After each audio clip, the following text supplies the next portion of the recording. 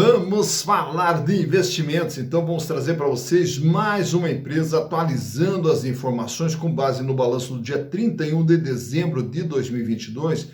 E estamos falando aqui da Marfrig SA, Marfrig SA, que inclusive já passou aqui pelo canal.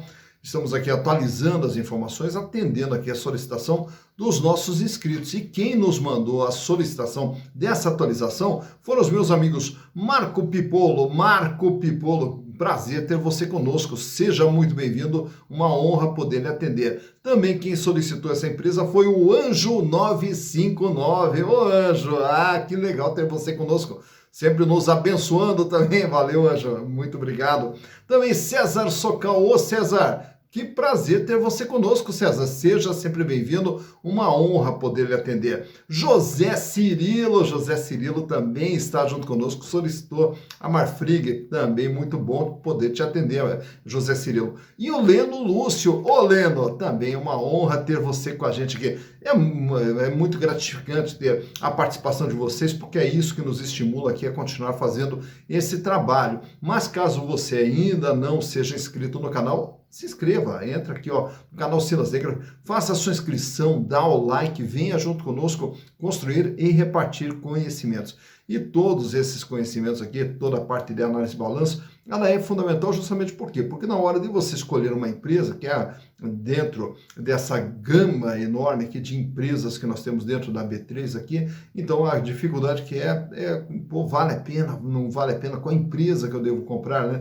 E aí, naturalmente, que existe todo um roteiro ali para você escolher uma empresa. Em primeiro lugar, é conhecer naturalmente essa empresa, saber o que ela é, o que ela faz, de onde ela vem, qual a história que tem por trás dessa empresa, quem está por trás dessa empresa também, e aí, consequentemente, a gente consegue enxergar para onde que essa empresa vai também. Mas, além de você conhecer a empresa e o seu mercado, também é fundamental você saber como que ela está. Por quê? Quando você faz investimentos para quê? Para buscar retorno, para ter um retorno, para aumentar o patrimônio. E esse retorno só vem se a empresa for lucrativa, só vem se a empresa for uma geradora de resultados. E aí, com base na análise de balanços, a gente vai verificar se essa empresa vem gerando resultados ou não, né? E aí, na sequência, o outro ponto que é fundamental na escolha de uma empresa é avaliar riscos. E qual é o risco? O risco é da empresa quebrar e de você perder o seu patrimônio.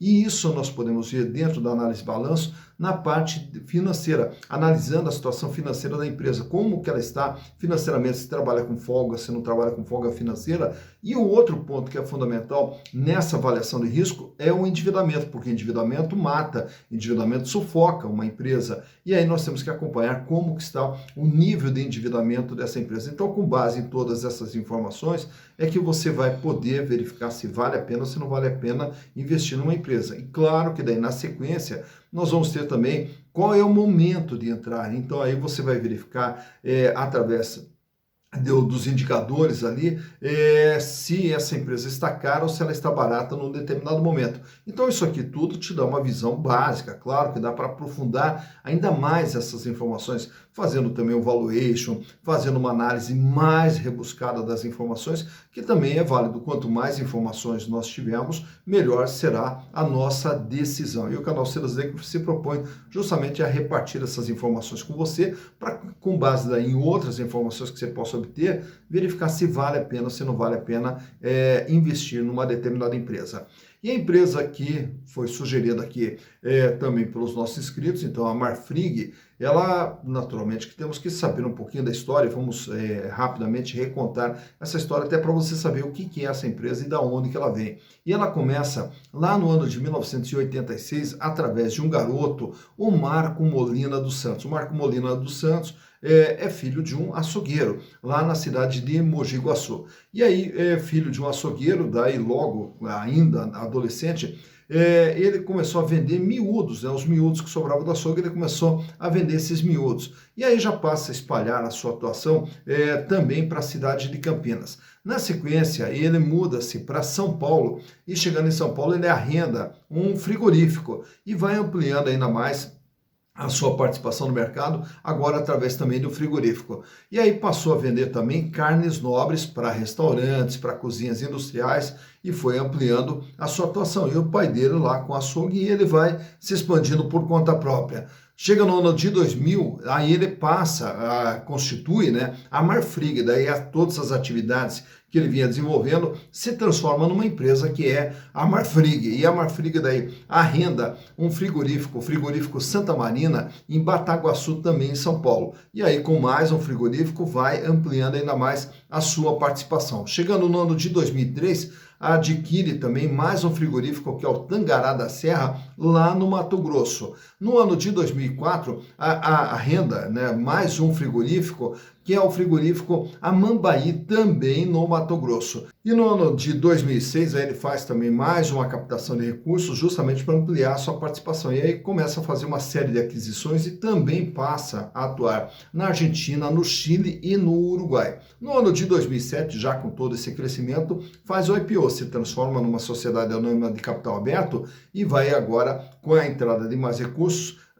ampliando a sua participação, comprando outros frigoríficos também. E com isso, a Marfrig vai crescendo. Em 2008, também passa a atuar no setor de aves, adquirindo uma empresa renomada, que era a da Granja. No ano de 2009, ele adquire a Seara Alimentos, que depois, na sequência, acabou sendo vendida. No ano de 2010, também adquire a Keystone Foods, que é uma empresa norte-americana, e passa agora a atuar também nos Estados Unidos. Tanto é que nos Estados Unidos ele já passou a ter diversas operações de abate nos Estados Unidos, e um dos mercados mais fortes da Marfrig é justamente o mercado norte-americano. No ano de 2013, como a gente falou da Seara, a Seara acabou sendo vendida. E aí, na sequência, ele também acaba vendendo a Keystone. E aí vai se concentrando na Marfrig em todos os seus frigoríficos e também na parte de aves através da Granja. No ano de 2021, aí ele dá a grande tacada dele, que é adquirir uma grande parcela da BRF. A BRF, que havia passado pelas mãos do Abílio Diniz, daí na sequência o Abílio Diniz vendeu a sua participação e a Marfrig acabou comprando a participação do Abílio Diniz, e hoje a Marfrig tem 33% de participação dentro da BRF. E a Marfrig, ao total, hoje, ele tem 19 unidades produtivas, 30 mil colaboradores trabalhando dentro da empresa, atua e revende seus produtos em mais de 100 países. E agora, como eu citei há pouco a questão da BRF, a Marfrig é a controladora da BRF, tanto é que nós vamos ver no balanço que as operações da BRF estão dentro agora do balanço da Marfrig, porque a Marfrig é uma holding, onde dentro dessa holding ela tem todas as suas atividades e agora passa a ter também a BRF, por isso que você vai ver toda essa participação nos números apresentados no balanço e na DRE da Marfrig. E agora vem toda uma situação onde pode haver uma fusão, né? Pode acontecer de, na sequência, haver uma fusão da BRF com a Marfrig. No momento, não. Elas ainda continuam com operações totalmente separadas, mas há uma possibilidade, mas isso é tudo no campo da hipótese que a gente vai ver na sequência. Como nós não trabalhamos aqui com as hipóteses, nós trabalhamos com os números apresentados pela empresa, então eu trago para vocês aqui o balanço de 2019, 2020, 2021 e do ano de 2022. Até porque o balanço do primeiro trimestre de 2023 está previsto para sair na metade do mês de maio. E aí, naturalmente, quando sair o balanço do primeiro trimestre de 2023, a gente atualiza aqui também as informações para vocês. Mas então, vamos até o balanço de 2022. Então, vamos aos números. Bem, aqui estamos então com as demonstrações contábeis da Marfrig Global Foods S.A. e, como eu disse para vocês, trouxe aqui 2019, 2020, 2021 e o balanço agora do dia 31 de dezembro de 2022. O balanço do primeiro trimestre de 2023 está previsto para sair lá por volta do dia 15 de maio, então vamos com as últimas informações apresentadas pela companhia. No ano de 2019, a Marfrig era uma empresa de 31 bilhões de reais, 31 bilhões de reais. E, naturalmente, dentro desse patrimônio aqui, nós vamos ter o imobilizado, que são todas as estruturas de funcionamento, máquinas, equipamentos, barracões, enfim, tudo aquilo necessário para o desenvolvimento da atividade. E o intangível são as aquisições que a Marfrig veio fazendo ao longo do tempo, e aí o que nós vamos ter dentro desse intangível? O ágio nas aquisições e também as marcas e patentes que fazem parte dos bens de natureza incorpórea registrados aqui no intangível. E essa parte de cima, que o ativo circulante, é o capital de giro. São os recursos que a empresa utiliza para movimentar toda essa estrutura física e buscar a sua receita e, consequentemente, seus resultados. E o ativo circulante, lá em 2019, totalizava 14 bilhões 420 milhões de reais, o equivalente a 45,7% de todo o patrimônio da Marfrig. Em 2019, a empresa possuía 8 bilhões 410 milhões de reais em dinheiro, caixa, banco, aplicação, 2 bilhões em contas a receber, e os estoques totalizavam 2 bilhões 383 milhões de reais. Já para o ano de 2020, a Marfrig aumenta seu tamanho, 39 bilhões de reais. E nesses 39 bilhões, vemos aqui naturalmente um acréscimo tanto no imobilizado quanto no intangível, mostrando que a empresa continua investindo no seu crescimento. E temos também aqui um acréscimo no capital de giro, que pula agora para 18 bilhões de reais, 46,6% de representatividade em relação ao ativo total.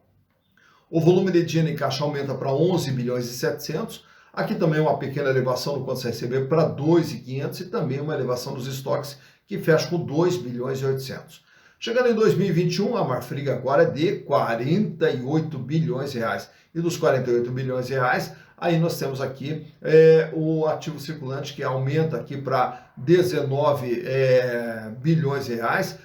Apesar de uma queda no volume de dinheiro em caixa para 8.400, nós temos aqui um acréscimo no contas a receber, que fecha com 3.800, e os estoques com 4 bilhões e 300. Chegando em 2022, agora a Marfrig é uma empresa de 136 bilhões de reais. Mas por que esse aumento aqui de 48 para 136? Porque a partir agora de 2022, nós temos aqui a entrada dos números da BRF dentro da Marfrig. Até por quê? Porque a Marfrig é controladora também da BRF. Então, os números da BRF passam a fazer parte agora do balanço da Marfrig. E aí, com isso, o que acontece? O imobilizado, que era de 9, pula para 50 bilhões. O intangível, que era de 7 bi e 900, foi para 20 bilhões e 400. Então, com a entrada da BRF, toda a estrutura da Marfrig passa a ser bem maior. Não é ainda uma fusão. O que nós temos aqui é justamente como a empresa ela é controladora, então ela absorve também os números da BRF. E aí o capital de giro pula para 50 bilhões de reais, aumenta o volume de dinheiro em caixa para 22 bilhões e 400, aumenta o contas a receber para 6.700 e aumenta os estoques para 12 bilhões e 800. Então esse aqui é o tamanho da Marfrig, da holding da Marfrig, porque daí nós temos a Marfrig individual, temos a BRF individual e a holding da Marfrig, que absorve todos esses números aqui, tá? Aí, naturalmente, que se absorve também na parte do ativo, também vai absorver na parte do passivo, como nós vamos ver a partir de agora. O passivo circulante, dívidas de curto prazo, lá em 2019, 10 bilhões e 600, passivo não circulante, dívidas de longo prazo, 19 bilhões e 100, e o endividamento total da Marfrig, lá em 2019, 29 bilhões. Então, ela tinha um patrimônio de 31 bilhões e meio, devia 29 bilhões e 700, ela devia 94,4% de tudo aquilo que ela tinha. Então, a Marfrig, lá em 2019, tinha um capital próprio de 5,6% de todo o seu patrimônio e 94,4% através de capitais de terceiros. Reparem que aqui nessa reserva de lucros, ela começa aqui entre parênteses lá em 2019, por quê? Porque ela vinha com prejuízos acumulados de exercícios anteriores. A partir do ano já de 2020, aí esses prejuízos eles acabaram desaparecendo, esses prejuízos acumulados acabaram desaparecendo. Mesmo assim, a empresa fecha com um endividamento de 35 bilhões, mesmo com esse aumento nominal, o peso da dívida ficou um pouquinho menor, 91,1%, e a participação dos capitais próprios ficou um pouquinho maior, 8,9%. Em 2021, o endividamento aumenta para 42 bilhões, porém o peso da dívida é menor, 88,4%. Repare que de toda essa dívida, a maior parte sempre aqui no longo prazo. Fecha 2022, agora sim, com a BRF aqui dentro, o endividamento da Marfrig Holding é de 109 bilhões de reais. E mesmo com esses 109 bilhões, o tamanho da dívida, o peso da dívida é de 80,6% de todo o patrimônio da empresa. Lembrando que a maior parte dessa dívida sempre aqui no longo prazo. Olhando agora os resultados que também vão absorver os números da BRF. Em 2019, faturamento de 48 bi, em 2020, 67 bi, no ano de 2021, 85 bi, e agora em 2022, o faturamento da Marfrig fecha em 130 bilhões de reais. Então, um crescimento aqui não só da Marfrig, mas agora também com o BRF, o faturamento do grupo passa a ser de 130 bilhões. Mais importante do que esse número é essa linha aqui, ó, lucro líquido de exercício, 1 bilhão e 500 lá em 2019, 4 bilhões e meio em 2020, 6 bilhões e 600 em 2021, e agora em 2022 ela fecha com lucro líquido de 2 bilhões e 700. Teve aqui um resultado de 16 milhões em operações descontinuadas, resultado negativo, fazendo com que o lucro final fechasse em 2 bilhões 762. Tá? Agora, por que esse lucro que vinha aqui numa crescente, ele cai esse ano aqui? Aí nós olhamos aqui na DRE, o peso do custo, que era 86,9, cai para 82,6, cai para 79,9, e agora o peso do custo volta a subir para 86,4%. A despesa, que era de 6,1, 5,7, 5,4, sobe um pouquinho para 6,2. Então, devido a esse aumento de custo e aumento da despesa operacional, é que nós temos aqui uma redução do lucro da empresa. Mesmo assim, ainda fecha com 2 bilhões 762 milhões de lucro no ano de 2022. Aproveito e trago para vocês aqui nesse quadro também a situação financeira da Marfrig, como que vem se comportando a situação financeira da empresa. Começando pela liquidez geral, que mede a capacidade de pagamento nas dívidas de curto, médio e longo prazo. Para cada R$1 de dívida, quanto que a Marfrig possuía lá em 2019? 62 centavos.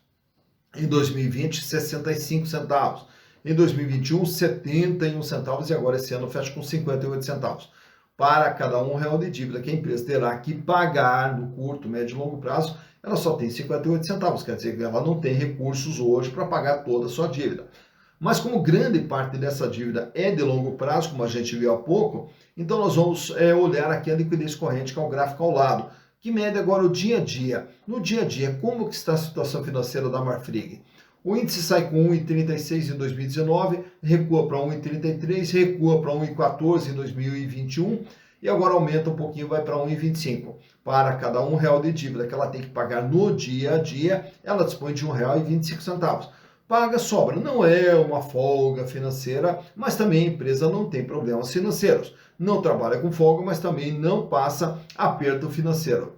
Já o endividamento, nesse outro quadro aqui, você vai ver o comportamento e o tamanho da dívida da Marfrig, que ele sai com 94,4% em 2019, cai para 91% em 2020, 88,4% em 2021 e agora 80,6%. De tudo que a empresa tem, ela deve 80,6%. Nesse outro quadro aqui temos também os indicadores de rentabilidade. A margem líquida. De tudo aquilo que a Marfrig vende, ela tem os custos, tem as despesas, tem o resultado financeiro, tem os impostos, sobra quanto? 3,2% era o que sobrava em 2019, 6,7% em 2020, 7,8% em 2021 e esse ano as margens caíram para apenas 2,12%. Então, ela tem, em função do aumento de custos e das despesas operacionais, o resultado líquido, a margem líquida da Marfrig cai para 2,12%. A rentabilidade do ativo mede o quanto que a empresa gera de ganho em relação ao investimento que ela faz dentro do seu patrimônio. 5% era a rentabilidade lá em 2019, 11,5% em 2020, 13,8% em 2021 e agora esse ano com a redução de lucro, a rentabilidade do ativo cai para 2%. Rentabilidade dos acionistas. Aqui quanto que os acionistas da Marfrig ganharam nesses respectivos anos. 89% lá em 2019. Até por quê? Porque o PL era baixo em função de prejuízos acumulados que vinha de exercícios anteriores. Então, um lucro, por menor que fosse, ele era muito representativo em relação ao PL, que era muito baixo, 89%. No ano de 2020, 129% foi o ganho dos acionistas. Também por quê? Porque o PL vinha abaixo. No ano de 2021, 119,3% o que os acionistas ganharam através dos lucros gerados. E agora, esse ano, essa rentabilidade do patrimônio líquido caiu para 10,5%. Então agora ele entrou dentro de uma normalidade, até porque o PL da empresa passa a ser bem maior. Nesse outro quadro aqui também trago para vocês os demais indicadores relacionados às ações. Uma ação da Marfrig vale patrimonialmente R$ 40,08. Até porque, pela entrada de todo o patrimônio da BRF dentro do balanço da holding, então uma ação vale hoje, em termos de patrimônio, R$ 40,08. Mas para você comprar uma ação da Marfrig hoje, você vai pagar R$ 6,31. O que nos dá um PVP, preço por valor patrimonial, de 0,16, o que quer dizer que as ações da Marfrig são vendidas com deságio de 84%. Lucro por ação nos últimos 12 meses, R$ 4,19, dando uma rentabilidade aos acionistas de 66,4%. Dividendos por ação. No ano de 2022, a Marfrig distribuiu R$ 2,25 a título de dividendos e a relação preço/lucro fecha em 1,51. Isso quer dizer, ao comprar as ações da Marfrig, em 1 ano e meio os acionistas terão retorno dos seus investimentos através dos lucros gerados pela empresa. Free float, 45,8% das ações são negociadas livremente na bolsa, sendo que o controle da empresa pertence a um fundo de investimentos do Marcos Molina, da família Molina, e também daí nós temos ali uma quantidade de ações também na mão da pessoa física do Marcos Molina e da sua esposa, da Márcia. E o tag along da empresa fecha em 100%, né, mostrando que se a empresa fosse vendida, o tratamento a ser dado para os minoritários é o mesmo a ser dado para os majoritários. Fecho aqui também com esse gráfico aqui mostrando para vocês o comportamento do valor das ações da Marfrig nos últimos 5 anos. Então, extraído lá do Google, você digita no Google lá, coloca lá 5 anos e você vê esse gráfico. Lá em 2018, as ações da Marfrig eram cotadas a R$ 8,00. Ainda em 2018, ela cai ali para R$ 5,30. Entrando em 2019, ela volta ali para a faixa dos R$ 8,00, aí ela começa todo o processo de crescimento e ao chegar perto de 2020, ela já está cotada ali praticamente a R$ 10,00.